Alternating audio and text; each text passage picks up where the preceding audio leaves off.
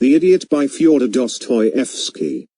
The Idiot is a novel by the 19th-century Russian author Fyodor Dostoevsky. It was first published serially in the journal The Russian Messenger in 1868-69. The title is an ironic reference to the central character of the novel, Prince Knyaz, Lev Nikolayevich Myshkin, a young man whose goodness, open-hearted simplicity and guilelessness lead many of the more worldly characters. He encounters to mistakenly assume that he lacks intelligence and insight. In the character of Prince Myshkin, Dostoevsky set himself the task of depicting the positively good and beautiful man.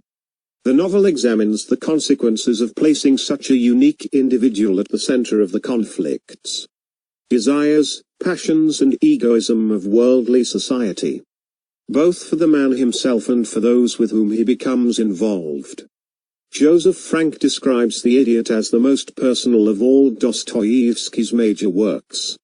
The book in which he embodies his most intimate, cherished, and sacred convictions.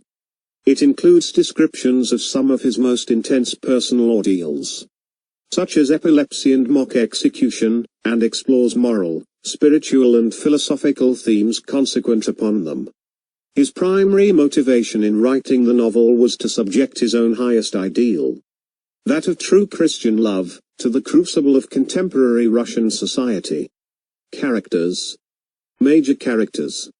Prince Myshkin, the novel's central character, is a young man who has returned to Russia after a long period abroad where he was receiving treatment for epilepsy.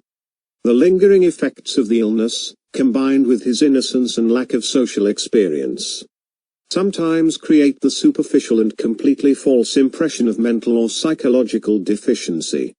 Most of the other characters at one time or another refer to him disparagingly as an idiot, but nearly all of them are deeply affected by him. In truth, he is highly intelligent, self-aware, intuitive and empathic. He is someone who has thought deeply about human nature, morality and spirituality, and is capable of expressing those thoughts with great clarity. Nastasia Filipovna, the main female protagonist, is darkly beautiful, intelligent, fierce and mocking, an intimidating figure to most of the other characters. Of noble birth but orphaned at age 7. She was manipulated into a position of sexual servitude by her guardian, the voluptuary Totsky. Her broken innocence and the social perception of disgrace produce an intensely emotional and destructive personality. The prince is deeply moved by her beauty and her suffering, and despite feeling that she is insane, remains devoted to her. She is torn between Myshkin's compassion and Rogozhin's obsession with her. Rogozhin, Pavlovsk Semyonich, who has just inherited a huge fortune from his merchant father, is madly in love with Nastasia Filipovna, and recklessly abandons himself to pursuing her. He instinctively likes and trusts the prince when they first meet, but later develops a hatred for him out of jealousy. The character represents passionate, instinctive love, as opposed to Myshkin's Christian love based in compassion. Aglaya Ivanovna is the radiantly beautiful youngest daughter of Myshkin's distant relative Lizaveta Prokofyevna and her husband, the wealthy and respected General Ipanchin. Aglaya is proud, commanding and impatient, but also full of arch humor, laughter and innocence. And the prince is particularly drawn to her after the darkness of his time with Nastasia Filipovna and Rogozhin. Ippolit Terentiev is a young nihilist intellectual who is in the final stages of tuberculosis and near death. Still full of youthful idealism, he craves love and recognition from others, but their indifference and his own morbid self-obsession lead him to increasing extremes of cynicism and defiance. The character is a quasi-double for Myshkin. Their circumstances force them to address the same metaphysical questions, but their responses are diametrically opposed. Plot summary. Part 1. Prince Myshkin, a young man in his mid-20s and a descendant of one of the oldest Russian lines of nobility, is on the train to St. Petersburg on a cold November morning. He is returning to Russia having spent the past 4 years in a Swiss clinic for treatment of a severe epileptic condition. On the journey, Myshkin meets a young man of the merchant class, Pavlovsk Semyonich Rogozhin. and is struck by his passionate intensity, particularly in relation to a woman. The dazzling society beauty Nastasia Philipovna Barashkova, with whom he is obsessed. Rogozhin has just inherited a very large fortune due to the death of his father, and he intends to use it to pursue the object of his desire. Joining in their conversation is a civil servant named Lebedev, a man with a profound knowledge of social trivia and gossip. Realizing who Rogozhin is, he firmly attaches himself to him.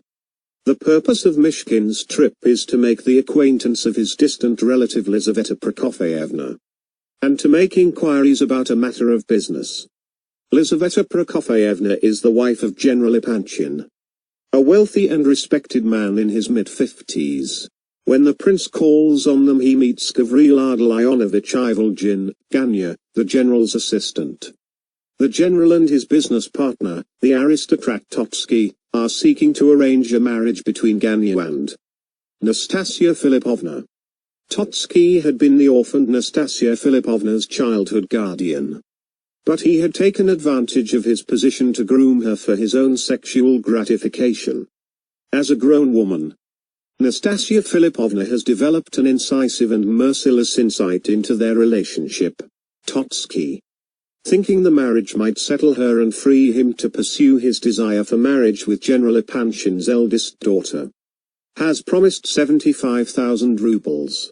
Nastasia Philipovna, suspicious of Ganya and aware that his family does not approve of her, has reserved her decision, but has promised to announce it that evening at her birthday soiree. Ganya and the general openly discuss the subject in front of Myshkin. Ganya shows him a photograph of her, and he is particularly struck by the dark beauty of her face. Myshkin makes the acquaintance of Lizaveta Prokofyevna and her 3 daughters, Alexandra, Adelaida, and Aglaya. They are all very curious about him and not shy about expressing their opinion, particularly Aglaya. He readily engages with them and speaks with remarkable candor on a wide variety of subjects. His illness, his impressions of Switzerland, art, philosophy, love, death, the brevity of life, capital punishment, and donkeys. In response to their request that he speak of the time he was in love, he tells a long anecdote from his time in Switzerland about a downtrodden woman, Marie, whom he befriended, along with a group of children. When she was unjustly ostracized and morally condemned, the prince ends by describing what he divines about each of their characters from studying their faces and surprises them by saying that Aglaya is almost as beautiful as Nastasia Philipovna. The prince rents a room in the Ivolgin apartment, occupied by Ganya's family and another lodger called Ferdiskenko. There is much angst within Ganya's family about the proposed marriage, which is regarded, particularly by his mother and sister, Varya, as shameful. Just as a quarrel on the subject is reaching a peak of tension, Nastasia Philipovna herself arrives to pay a visit to her potential new family. Shocked and embarrassed, Ganya succeeds in introducing her, but when she bursts into a prolonged fit of laughter at the look on his face, his expression transforms into one of murderous hatred. The prince intervenes to calm him down, and Ganya's rage is diverted toward him in a violent gesture. The tension is not eased by the entrance of Ganya's father, General Ivolgin, a drunkard with a tendency to tell elaborate lies.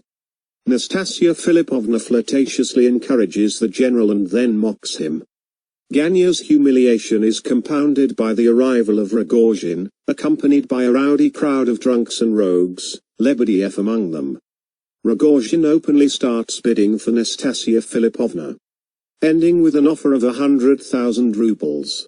With the scene assuming increasingly scandalous proportions, Varya angrily demands that someone remove the shameless woman. Ganya seizes his sister's arm, and she responds, to Nastasia Philipovna's delight, by spitting in his face. He is about to strike her when the prince again intervenes, and Ganya slaps him violently in the face. Everyone is deeply shocked, including Nastasia Philipovna, and she struggles to maintain her mocking aloofness as the others seek to comfort the prince. Myshkin admonishes her and tells her it is not who she really is. She apologizes to Ganya's mother and leaves, telling Ganya to be sure to come to her birthday party that evening. Rogozhin and his retinue go off to raise the 100,000 rubles. Among the guests at the party are Trotsky, General Panchin, Ganya, his friend Titsin, Varya's fiancé, and Ferdishchenko, who, with Nastasia Filipovna's approval, plays the role of cynical buffoon. With the help of Ganya's younger brother Kolya, the prince arrives, uninvited. To enliven the party, Ferdishchenko suggests a game where everyone must recount the story of the worst thing they have ever done. Others are shocked at the proposal, but Nastasia Filipovna is enthusiastic. When it comes to Trotsky's turn, he tells a long but innocuous anecdote from the distant past. Disgusted, Nastasia Filipovna turns to Myshkin and demands his advice on whether or not to marry Ganya. Myshkin advises her not to, and Nastasia Filipovna, to the dismay of Trotsky, General Panchin, and Ganya, firmly announces that she is following this advice. At this point, Rogozhin and his followers arrive with the promised 100,000 rubles. Nastasia Filipovna is preparing to leave with him, exploiting the scandalous scene to humiliate Trotsky. When Myshkin himself offers to marry her, he speaks gently and sincerely, and in response to incredulous queries about what they will live on, produces a document indicating that he will soon be receiving a large inheritance. Though surprised and deeply touched, Nastasia Filipovna, after throwing the 100,000 rubles in the fire and telling Ganya they are his if he wants to get them out, chooses to leave with Rogozhin. Myshkin follows them. Part 2. For the next 6 months, Nastasia Filipovna remains unsettled and is torn between Myshkin and Rogozhin. Myshkin is tormented by her suffering, and Rogozhin is tormented by her love for Myshkin and her disdain for his own claims on her. Returning to Petersburg, the prince visits Rogozhin's house.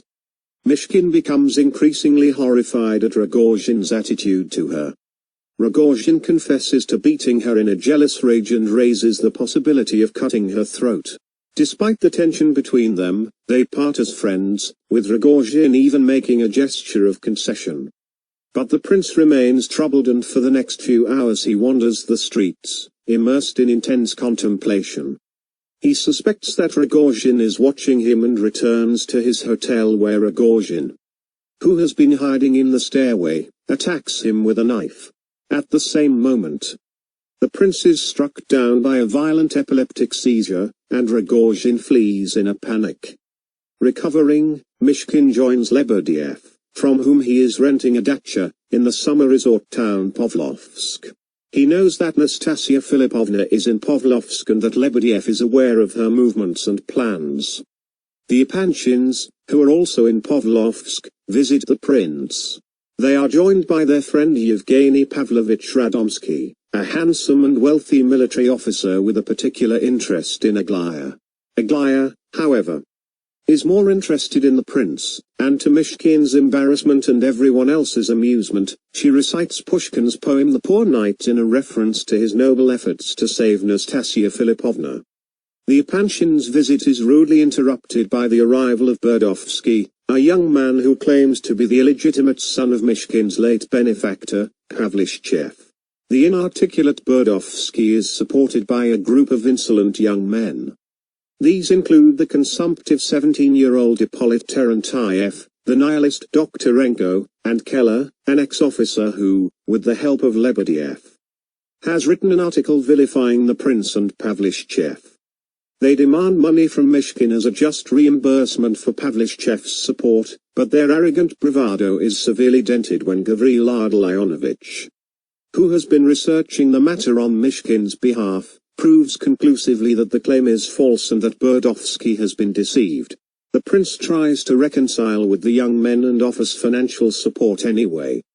Disgusted, Lizaveta Prokofyevna loses all control and furiously attacks both parties.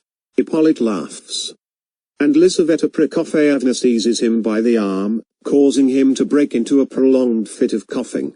But he suddenly becomes calm, informs them all that he is near to death, and politely requests that he be permitted to talk to them for a while. He awkwardly attempts to express his need for their love, eventually bringing both himself and Lizaveta Prokofyevna to the point of tears. But as the prince and Lizaveta Prokofyevna discuss what to do with the invalid, another transformation occurs, and Hippolyte, after unleashing a torrent of abuse at the prince, leaves with the other young men. The Epanchins also leave, both Lizaveta Prokofyevna and Aglaya deeply indignant with the prince. Only Yevgeny Pavlovich remains in good spirits, and he smiles charmingly as he says goodbye. At that moment, a magnificent carriage pulls up at the dacha, and the ringing voice of Nastasia Philippovna calls out to Yevgeny Pavlovich. In a familiar tone, she tells him not to worry about all the IOUs as Rogozhin has bought them up. The carriage departs, leaving everyone, particularly Yevgeny Pavlovich and the prince, in a state of shock. Yevgeny Pavlovich claims to know nothing about the debts, and Nastasia Philippovna's motives become a subject of anxious speculation. Part 3. Reconciling with Lizaveta Prokofyevna, the prince visits the Epanchins at their dacha. He is beginning to fall in love with Aglaya. And she likewise appears to be fascinated by him, though she often mocks or angrily reproaches him for his naivety and excessive humility. Myshkin joins Lizaveta Prokofyevna, her daughters and Yevgeny Pavlovich for a walk to the park to hear the music. While listening to the high-spirited conversation and watching Aglaya in a kind of daze, he notices Rogozhin and Nastasia Philippovna in the crowd. Nastasia Philippovna again addresses herself to Yevgeny Pavlovich, and in the same jolly tone as before loudly informs him that his uncle, a wealthy and respected old man from whom he is expecting a large inheritance, has shot himself and that a huge sum of government money is missing. Yevgeny Pavlovich stares at her in shock as Lizaveta Prokofyevna makes a hurried exit with her daughters. Nastasia Philippovna hears an officer friend of Yevgeny Pavlovich suggest that a whip is needed for women like her. And she responds by grabbing a riding whip from a bystander and striking the officer across the face with it. He tries to attack her but Myshkin restrains him, for which he is violently pushed. Rogozhin, after making a mocking comment to the officer, leads Nastasia Philippovna away. The officer recovers his composure, addresses himself to Myshkin, politely confirms his name, and leaves. Myshkin follows the Epanchins back to their dacha, where eventually Aglaya finds him alone on the veranda. To his surprise, she begins to talk to him very earnestly about duels and how to load a pistol. They are interrupted by General Epanchin, who wants Myshkin to walk with him. Aglaya slips a note into Myshkin's hand as they leave. The general is greatly agitated by the effect Nastasia Philippovna's behavior is having on his family, particularly since her information about Yevgeny Pavlovich's uncle has turned out to be completely correct. When the general leaves, Myshkin reads Aglaya's note, which is an urgent request to meet her secretly the following morning. His reflections are interrupted by Keller, who has come to offer to be his second at the duel that will inevitably follow from the incident that morning, but Myshkin merely laughs heartily and invites Keller to visit him to drink champagne. Keller departs and Rogozhin appears. He informs the prince that Nastasia Philippovna wants to see him and that she has been in correspondence with Aglaya. She is convinced that the prince is in love with Aglaya, and is seeking to bring them together. Myshkin is perturbed by the information, but he remains in an inexplicably happy frame of mind and speaks with forgiveness and brotherly affection to Rogozhin. Remembering it will be his birthday tomorrow, he persuades Rogozhin to join him for some wine. They find that a large party has assembled at his home and that the champagne is already flowing. Present are Lebedev, his daughter Vera, Hippolyte, Burdovsky, Kolya, General Ivolgin, Ganya, Titsin, Ferdishchenko, Keller, and, to Myshkin's surprise, Yevgeny Pavlovich, who has come to ask for his friendship and advice. The guests greet the prince warmly and compete for his attention. Stimulated by Lebedev's eloquence, everyone engages for some time in intelligent and inebriated disputation on lofty subjects. But the good-humored atmosphere begins to dissipate when Hippolyte suddenly produces a large envelope and announces that it contains an essay he has written which he now intends to read to them. The essay is a painfully detailed description of the events and thoughts leading him to what he calls his final conviction, that suicide is the only possible way to affirm his will in the face of nature's invincible laws, and that consequently he will be shooting himself at sunrise. The reading drags on for over an hour, and by its end the sun has risen. Most of his audience, however, are bored and resentful, apparently not at all concerned that he is about to shoot himself. Only Vera, Kolya, Burdovsky and Keller seek to restrain him. He distracts them by pretending to abandon the plan, then suddenly pulls out a small pistol, puts it to his temple and pulls the trigger. There is a click but no shot. Hippolyte faints but is not killed. It turns out that he had taken out the cap earlier and forgotten to put it back in. Hippolyte is devastated and tries desperately to convince everyone that it was an accident. Eventually he falls asleep and the party disperses. The prince wanders for some time in the park before falling asleep at the green seat appointed by Aglaya as their meeting place. Her laughter wakes him from an unhappy dream about Nastasia Philippovna. They talk for a long time about the letters Aglaya has received, in which Nastasia Philippovna writes that she herself is in love with Aglaya and passionately beseeches her to marry Myshkin. Aglaya interprets this as evidence that Nastasia Philippovna is in love with him herself, and demands that Myshkin explain his feelings toward her. Myshkin replies that Nastasia Philippovna is insane. That he only feels profound compassion and is not in love with her, but admits that he has come to Pavlovsk for her sake. Aglaya becomes angry, demands that he throw the letters back in her face, and storms off. Myshkin reads the letters with dread, and later that day Nastasia Philippovna herself appears to him, asking desperately if he is happy, and telling him she is going away and will not write any more letters. Rogozhin escorts her. Part 4. It is clear to Lizaveta Prokofyevna and General Ipanshin that their daughter is in love with the prince, but Aglaya denies this and angrily dismisses talk of marriage. She continues to mock and reproach him, often in front of others, and lets slip that, as far as she is concerned, the problem of Nastasia Philippovna is yet to be resolved. Myshkin himself merely experiences an uncomplicated joy in her presence and is mortified when she appears to be angry with him. Lizaveta Prokofyevna feels it is time to introduce the prince to their aristocratic circle, and a dinner party is arranged for this purpose, to be attended by a number of eminent persons. Aglaya, who does not share her parents' respect for these people and is afraid that Myshkin's eccentricity will not meet with their approval, tries to tell him how to behave, but ends by sarcastically telling him to be as eccentric as he likes, and to be sure to wave his arms about when he is pontificating on some high-minded subject and break her mother's priceless Chinese vase. Feeling her anxiety, Myshkin too becomes extremely anxious, but he tells her that it is nothing compared to the joy he feels in her company. He tries to approach the subject of Nastasia Philippovna again, but she silences him and hurriedly leaves. For a while the dinner party proceeds smoothly. Inexperienced in the ways of the aristocracy, Myshkin is deeply impressed by the elegance and good humor of the company, unsuspicious of its superficiality. It turns out that one of those present, Ivan Petrovich, is a relative of his beloved benefactor Pavlovsk. And the prince becomes extraordinarily enthusiastic. But when Ivan Petrovich mentions that Pavlovsk ended by giving up everything and going over to the Catholic Church, Myshkin is horrified. He launches unexpectedly into an anti-Catholic tirade, claiming that it preaches the Antichrist and in its quest for political supremacy has given birth to atheism. Everyone present is shocked and several attempts are made to stop or divert him, but he only becomes more animated. At the height of his fervor he begins waving his arms about and knocks over the priceless Chinese vase, smashing it to pieces. As Myshkin emerges from his profound astonishment, the general horror turns to amusement and concern for his health.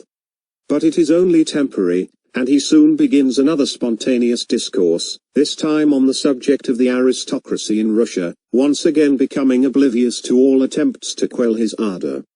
The speech is only brought to an end by the onset of an epileptic seizure. Aglaya, deeply distressed, catches him in her arms as he falls. He is taken home, having left a decidedly negative impression on the guests. The next day Pollet visits the prince to inform him that he and others, such as Lebedev and Ganya, have been intriguing against him, and have been unsettling Aglaya with talk of Nastasia Philipovna. Ippolit has arranged, at Aglaya's request and with Rogozhin's help, a meeting between the two women. That evening Aglaya, having left her home in secret, calls for the prince. They proceed in silence to the appointed meeting place, where both Nastasia Philipovna and Rogozhin are already present. It soon becomes apparent that Aglaya has not come there to discuss anything, but to chastise and humiliate Nastasia Philipovna, and a bitter exchange of accusations and insults ensues. Nastasia Philipovna orders Rogozhin to leave and hysterically demands of Myshkin that he stay with her. Myshkin, once again torn by her suffering, is unable to deny her and reproaches Aglaya for her attack. Aglaya looks at him with pain and hatred, and runs off. He goes after her but Nastasia Philipovna stops him desperately and then faints. Myshkin stays with her. In accordance with Nastasia Philipovna's wish, she and the prince become engaged.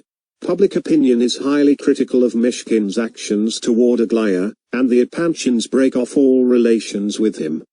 He tries to explain to Yevgeny Pavlovich that Nastasia Philipovna is a broken soul, that he must stay with her or she will probably die, and that Aglaya will understand if he is only allowed to talk to her. Yevgeny Pavlovich refuses to facilitate any contact between them and suspects that Myshkin himself is mad. On the day of the wedding, a beautifully attired Nastasia Philipovna is met by Keller and Burdovsky, who are to escort her to the church where Myshkin is waiting. A large crowd is gathered, among whom is Rogozhin. Seeing him, Nastasia Philipovna rushes to him and tells him hysterically to take her away, which Rogozhin loses no time in doing. The prince, though shaken, is not particularly surprised at this development. For the remainder of the day he calmly fulfills his social obligations to guests and members of the public. The following morning he takes the first train to Petersburg and goes to Rogozhin's house, but he is told by servants that there is no one there. After several hours of fruitless searching, he returns to the hotel he was staying at when he last encountered Rogozhin in Petersburg. Rogozhin appears and asks him to come back to the house. They enter the house in secret and Rogozhin leads him to the dead body of Nastasia Philipovna. He has stabbed her through the heart. The two men keep vigil over the body, which Rogozhin has laid out in his study. Rogozhin is sentenced to 15 years hard labor in Siberia.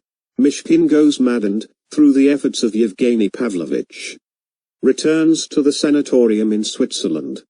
The Epanchins go abroad and Aglaya elopes with a wealthy, exiled Polish count who later is discovered to be neither wealthy, nor a count, nor an exile. At least, not a political exile. And who, along with a Catholic priest, has turned her against her family. End of the summary. Thank you.